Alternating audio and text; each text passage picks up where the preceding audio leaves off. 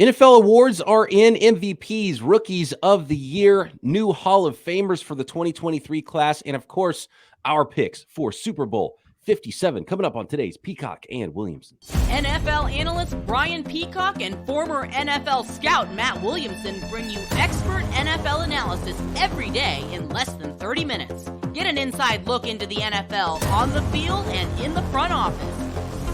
With elite breakdowns, next-level analysis, and in-depth information only for the real NFL fans. This is Peacock and Williamson, and it starts now.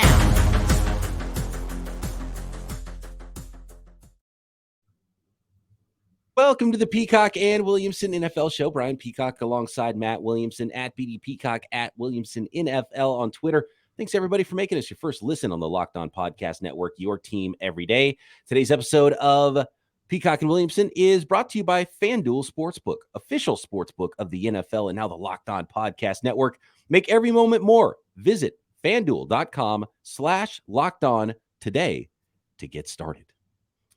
It's a big news day, and it kind of always sneaks up on me with the NFL honors that happens right before the Super Bowl. And of course, we got to make our picks, and we're going to take a look at this Super Bowl 57 when the Eagles have the ball, when the Chiefs have the ball, make our picks for the Super Bowl, who will be hoisting the Lombardy trophy to end the 2022 NFL season. But we've got some awards, and one of those, in fact, the number 1 and 2 in the MVP voting are the quarterbacks in Super Bowl 57, Patrick Mahomes and Jalen Hurts. And I guess it should be no surprise that Patrick Mahomes takes home his second MVP. No, it isn't a shock. I thought it was his best year as a pro, which is really saying something. I mean, real quick on Mahomes, I was listening to the Athletics podcast. Robert Mays and Nate Tice, I think, were doing it, and they were talking about what quarterbacks have come into the league. And I realized Mahomes sat his first year and made the impact that he has. And they mentioned Brady, they mentioned Roethlisberger, because those guys won 2 titles very early in their career.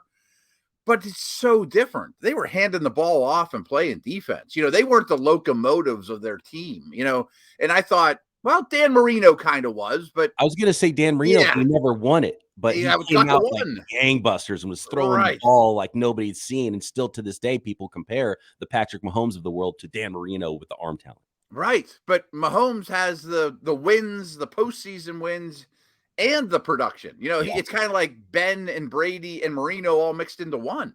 Yeah, it is. It's amazing. It's the greatest start to a career. And I remember in a mailbag segment recently, someone talked about Patrick Mahomes now being the GOAT and Tom Brady passing it off to him. And it's like, well, wait, but it's like, he's going to get there, as long as nothing catastrophic happens, but wait for it to happen first. There's still Manning and there's still Tom Brady and there's still all-time greats. You don't just extrapolate an entire career out of the first 5 years, but going by the first 5 years, this is the greatest career we're potentially ever going to see right now, and it's happening. And if he gets that second Super Bowl win, that'll be massive. Already 2 MVPs, his third Super Bowl. If he gets his second Super Bowl win, you're talking about a dynasty and an unheard of start to a career. That's where I was going with this. I mean, you kind of took the words out of my mouth. Was, yeah, Ben and Brady were important pieces because they're quarterbacks, but think how much better both those guys got, like years 6 through 15. I mean, they hadn't come close to hitting their peak yet. And Mahomes just had his best season. Is he going to get better incrementally like Brady and Ben did and really take another huge step forward? That's what quarterbacks do at this age. This is when they start to really hit their stride. That would be miraculous. No surprise in Nick Bosa, runaway winner for Defensive Player of the Year for the 2022 season. How about the New York Jets, though? Double dipping offense and defensive rookie of the year with Garrett Wilson, wide receiver, the 10th pick in the draft, and the top 5 selection, cornerback Sauce Gardner, who won by a landslide as defensive rookie of the year. Yeah, I have no arguments with any of those 3 awards. They would have been my vote for every one of them. I will say I'm not taking anything away from Garrett Wilson. I think he's going to be tremendous. We talk about him all the time on Locked On Dynasty. It's just an asset that's coming up like crazy. But it was not a strong class of offensive rookies. There wasn't a quarterback that dominated start to finish. Breece Hall got hurt. Walker didn't play the whole time. So it was not a tremendous class in terms of production. But good for him. I think he's going to be a star, and Sauce Gardner was an easy one. Yeah, and what Garrett Wilson did with that revolving door at quarterback for the Jets, too. So when you when you look at it that way, it was really a remarkable rookie season for Garrett Wilson. He's obviously so talented, even though the numbers were very similar to his Ohio State teammate, Chris Olave. He came in fourth. And I think the best example of this rookie class, no one running away on the offensive side, was Brock Purdy starting 6 games. What was third in the voting? Was he third? I didn't see how it ended up. Yeah. Yeah, he was third, and Olave was fourth. Okay. Did you happen to catch who was 2? I'm sorry? Did you happen to catch who was 2? 2 was Walker. Yeah. Oh, okay. Okay. Yeah. 2 was Walker. And in fact, the old voting where you would just vote for one guy, Walker actually had more first place votes than Wilson. Oh, wow. The old style voting, Walker would have been rookie of the year. He had 19 first place votes, but Wilson had 18, one fewer first place, but then had a lot more second and third. Okay. And we'll talk about this much more in the offseason, but you got to be awfully happy with the Jets and Seahawks rookie classes. I mean, I would no doubt. What's his face? The corner from Seattle had to be number 2 in the votes on defense, Yes. Yeah. Amazing. Yeah. A really good crop of corners last year. Yeah. And looking absolutely. like a really solid class of corners this year, although we might not have that shutdown guy, but who knows? We might, because we didn't expect shutdown guy. I guess not shutdown, but we didn't expect what we're going to see from a 5th round pick either last year. So we'll see what that class ends up looking like. Offensive player of the year was Justin Jefferson. I think no surprise there. In fact, it wasn't really much shocking as far as any of the awards went. D'Amico Ryan's assistant coach of the year, Brian Daboll coach of the year. So congratulations to all of them. I think it's probably the way we would have voted going by what we talked about with these awards coming into it. Yeah, I don't have any dispute with any of those. I hate to say this because Hall of Famers are tremendous, and I do have some issues with a couple of Hall of Famers that got in. I was going to say, I we both thought that Zach Thomas was Hall of Very Good. Yeah, I still believe that. He had to go above Zach Thomas to be a Hall of Famer. But Zach Thomas, congratulations, Miami Dolphins great, is going to be part of the Hall of Fame class of 2023, along with Rondé Barber, Darrelle Revis, Joe Thomas, DeMarcus Ware. And then from the Veterans Committee here, we've got the Don Coryell. I mean, he's got an offense named after him. Eric Coryell. is kind of surprised that he wasn't already in the Hall of Fame, to be honest with you, just because of the name. Famous NFL coach, obviously. He's in the coach contributor category. Chuck Howley, Joe Klecko, and Ken Riley. So congrats to all of them. Yeah, and real quick, I mean, again, congrats to all of them. It's a tremendous honor. I need to get back up there. It's just 2 hours up the road. I haven't been there in a while. I've been lobbying for Coryell for what feels like over a decade. I mean, I don't know why it took him that long. Super creative. I mean, people didn't use tight ends like that. He used Kellen Winslow until he came along. I mean, that's a big deal. Look at Kelsey tonight, on Sunday. That stuff doesn't happen without Coryell. I thought Thomas and Revis were slam dunks, and I'm glad that there was no issues with them first time around. No problem whatsoever with Ware. He would probably have been one of my 5. But frankly, I thought Thomas and Barber are Hall of Very Good guys. Yeah, same here. I'm a small Hall guy, so those would be out for me. If you're a big Hall guy, I can understand why they would get in, which means guys who didn't get in this round, like Patrick Willis, who has a Willis versus Thomas to me is an easy one on your guy, right? Yeah, it's and maybe Thomas accumulated more tackles throughout his career, and Patrick Willis kind of stopped early, right? But I think we're going to start to see a lot of those guys where you have to look at their peak because they did retire early before collecting, crazy, a lot of them, Calvin Johnson and Barry Sanders is Barry Sanders, right? There's a lot of those where you're gonna have to start looking at peak because just stats alone is not enough. But it looks like we're gonna have a lot of both, where you're gonna get peak and you're gonna get long-term statistics both getting in. Is I think the way it's gonna go for the most part. Yeah. But I don't look at Thomas and Barber and go, oh, that's a Hall of Famer. And to me, that's the easiest criteria. Charles Woodson, Hall of Famer. Rod Woodson, Hall of Famer. Rodney Barber. So, Joe Thomas and Darrelle Revis is like, yeah, of course, get in the first time. Right. Yeah, it takes you 4 times, and it's like, yeah, probably I would still vote no on those guys. Even though they're really good. You got to draw the line somewhere. Absolutely. So again, it's not a terrible class. It's just 2 of them I wouldn't have been my votes. How about Super Bowl 57, Matt? Yeah. It's time to officially put our names on the line here with our picks for Super Bowl 57. Will it be the Philadelphia Eagles or the Kansas City Chiefs? Next. Today's episode of Peacock and Williamson is brought to you by BlueNile. Valentine's Day, it's coming up. It's coming up quick, which means romance is in the air, a little more than usual for a lot of you lovebirds out there, and probably had your date plans on the calendar for weeks, but have you found the perfect Valentine's Day gift yet? Whether you're celebrating this day of romance or maybe you're ready to pop the question, you can find jewelry as unique as she is with the modern convenience of online shopping at BlueNile.com.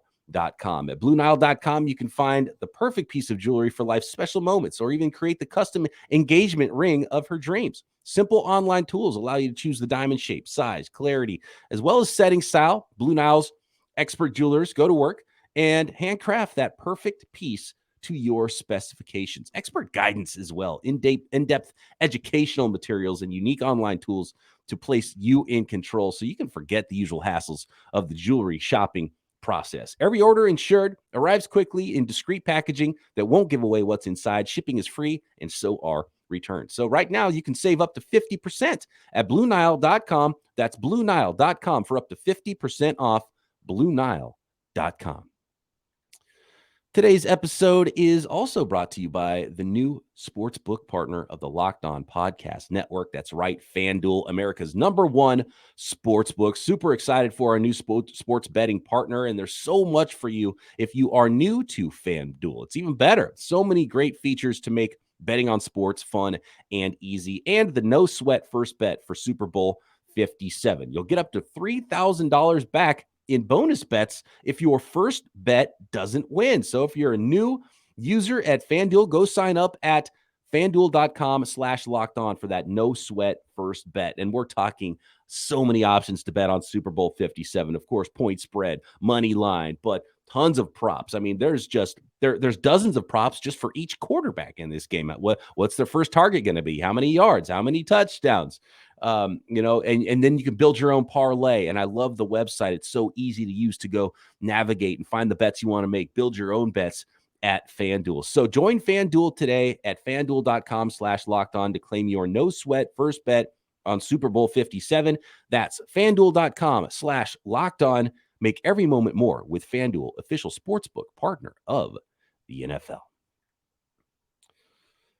We talked a lot about Patrick Mahomes and his historic start to his career, Matt. So let's start with when the Kansas City Chiefs have the ball and when they're on offense. And the darn near undefendable Mahomes to Kelsey combination, because I think this is so huge for this football game, is no matter if it's just dink and dunk your way down the field, Kansas City getting a lead early is so important because of how and a lot of teams are like this, and Kansas City's no different, but I think it's just even more so with the way the Philadelphia Eagles play, is they play so much better with the lead. That's the style they want to play. So for the Kansas City to go down the field, even if you target Travis Kelce 15 times on the first drive, get down there, get points so you can play the brand of football you want and put the onus on the Philadelphia Eagles to throw for points.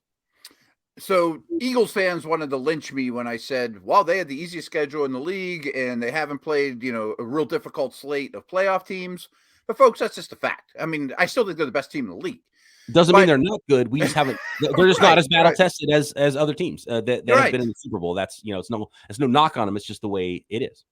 They have not seen a quarterback like Mahomes, and I guess every team can say that, but they have not faced a very difficult slate of quarterbacks. I think Dak Prescott kind of stands out as the best one, and what's he, the 8th or 9th best quarterback in the league? They have not faced a murderer's row of quarterbacks, but I still think they're pretty well equipped in this one, in that they give such little production to outside receivers that I think you'll leave those corners alone outside the numbers a lot. I mean, I think Tyreek Hill is going to be really missed in that facet, that I'm sure the Eagles are looking at this like, if Juju and Valdez-Scantling are the reason we lose this game, I can live with it, and their safeties and linebackers are all very good coverage players, but it's probably the weakness of the defense, which obviously leads us to Kelsey and all the crossing routes the Chiefs run. So those guys are going to be tested quite a bit. And I would think there'll be a lot of quick hitting stuff. Get it out of your hands. Be patient, Pat. If it's not there, maybe make a play. And I don't think he'll be super compromised by his ankle. Who knows?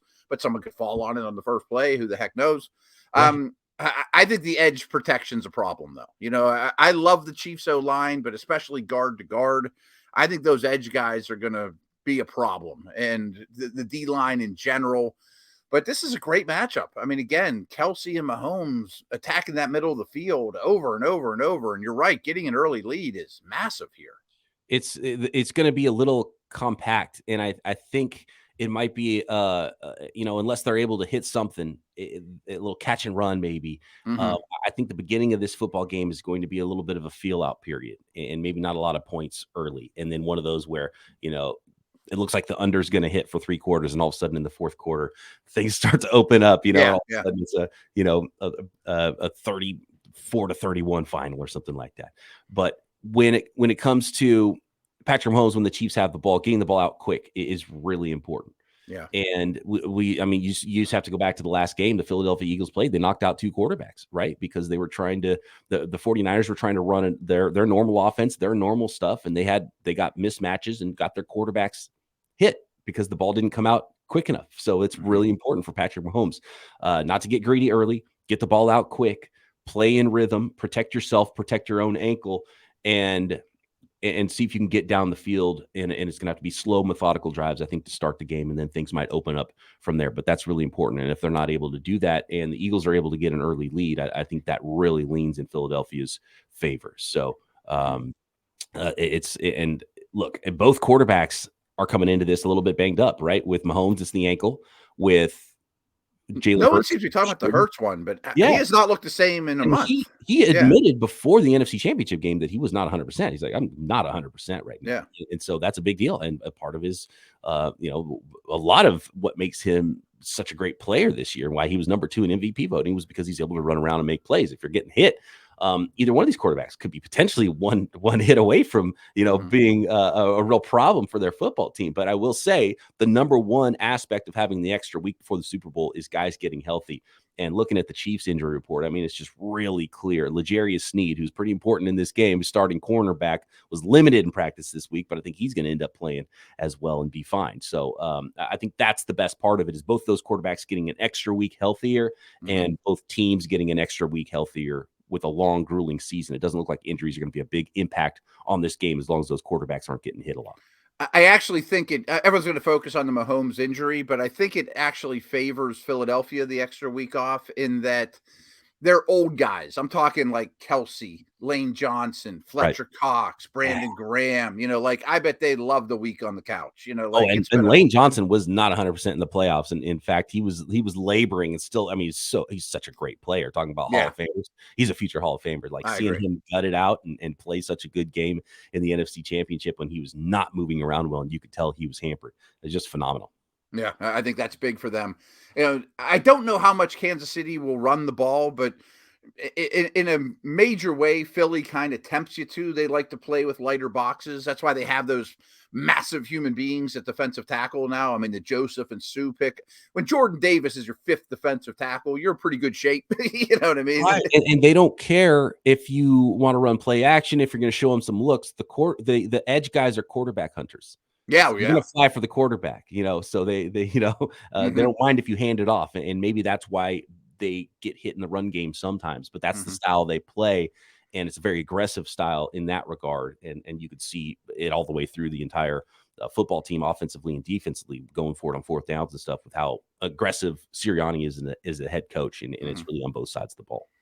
And something you talked about, I just wanted to elaborate on too, is I do think you'll see a lot of slants, crossers, quick hitters to Kelsey, quick option routes, get it out of your hands in under 3 seconds, screens to slow down the rush. But if I'm right about leaving Slay and Bradbury on islands a lot, there's going to be 2 or 3 times, even early in that feeling out process, where Mahomes shrugs off a rusher, it turns 4 or 5 seconds into the play, and I don't care what corner you are, keeping up with Valdez-Scantling 50 yards downfield could bite you, Yeah, and I'm envisioning some planned rollouts where they've got a protection scheme in place. So you're not even putting it on Patrick Mahomes to make a second reaction play, even though he's so good at that. You're getting a long rollout where you've got protection set up to make sure he's not getting hit and has this time to try to get that deep crosser on the opposite side of the field. And yeah, so if they can make some big plays on offense, then that'll be massive, obviously, for the Kansas City Chiefs. But you mentioned it. There's just going to be, Sky Moore is going to be really important. And Jerick McKinnon is going to be really important with Pacheco in the backfield with some of the stuff he's able to do as a receiver and handing the ball off to him and giving some looks with the jet motion and a lot of those things. So it's going to be fun. And I can't wait to see how the Chiefs attack that Eagles defense. But I mean, you gotta imagine it's going to be a whole lot of Travis Kelce. I'm sure. Tons and tons. My last nugget for this side of the ball is, we opened the show with, Mahomes is getting better and better. One of the things that he's really improved upon this past 365 days, he doesn't take sacks anymore. And I know his line is good, but sacks are as much a quarterback stat as they are O-line. He has such a feel for extending plays, know when to throw it away. Like, there's very few negatives. I mean, I think that's a strength versus strength. We know the Eagles had 70 sacks this year. I mean, they sack quarterback more than anyone, and Mahomes is the best at not taking sacks right now. I think there's a big reason too why the sack production is so big or there's multiple reasons why the sack production has been so good for the Philadelphia Eagles. And it's twofold. One of them is because of how they play on offense and have the lead, and they're able to quarterback hunt because they have the lead. And the other thing is how aggressive they are. And then the other thing is, number three is just how talented they are up front. So you kind of have a triple whammy there, which is why I said the number one key for both of these teams is getting on the scoreboard early and getting on the scoreboard first. I think that's the number one key of the football game. I mean, like, if you look at their sack numbers, they have 3 guys with 10 plus sacks, but they have very little sack production from off the ball linebackers, secondary players. I mean, they're all D linemen. And their sacked to pressure percentage is wild because they didn't lead the league in pressures, but they almost set an all-time record for sacks. So when they do get pressures, they're getting home, and it's because they're aggressive. They're not caring about your window dressing and you faking a handoff. They don't care. Like Reddick's going after the quarterback. Reddick's going after the quarterback. Yeah, they're finishers too. Yeah, if you beat him with a handoff, it's fine. He can close, right? And they have a lead, and they're able to make teams one-dimensional. So I think that's one of the big reasons why their sack total is so skewed out, even versus what their pressure percentages were throughout the year. Yeah, that's a good point. Next, what about when those Philadelphia Eagles have the ball on the offense? And I think we know what the Kansas City is going to try to do on defense. Can they achieve that, though, is the big question. Next.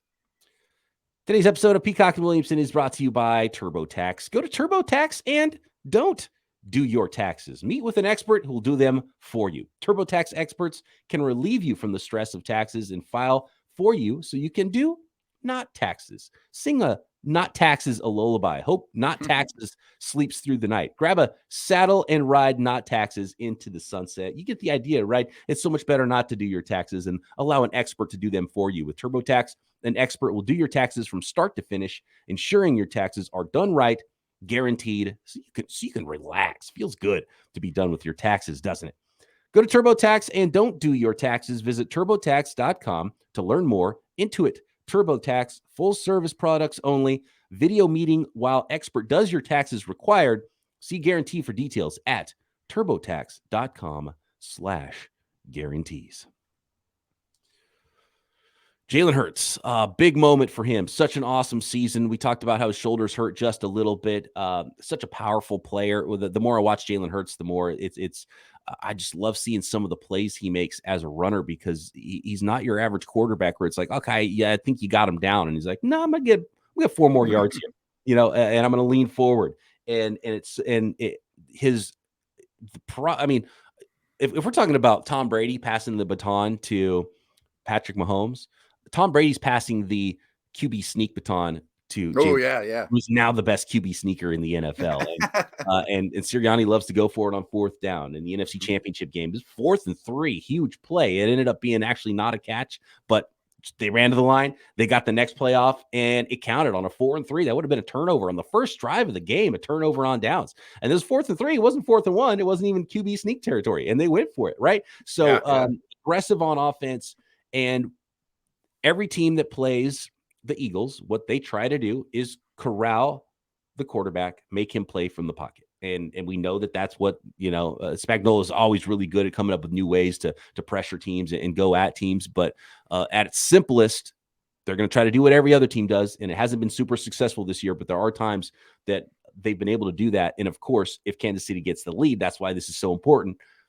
If the Eagles get the lead, they're able to run the ball. They're able to do what they need to do and be aggressive on defense. If they're not able to, now you're trying to corral Jalen Hurts, biggest moment, Super Bowl. Can he just deal from the pocket and go win this game through the air?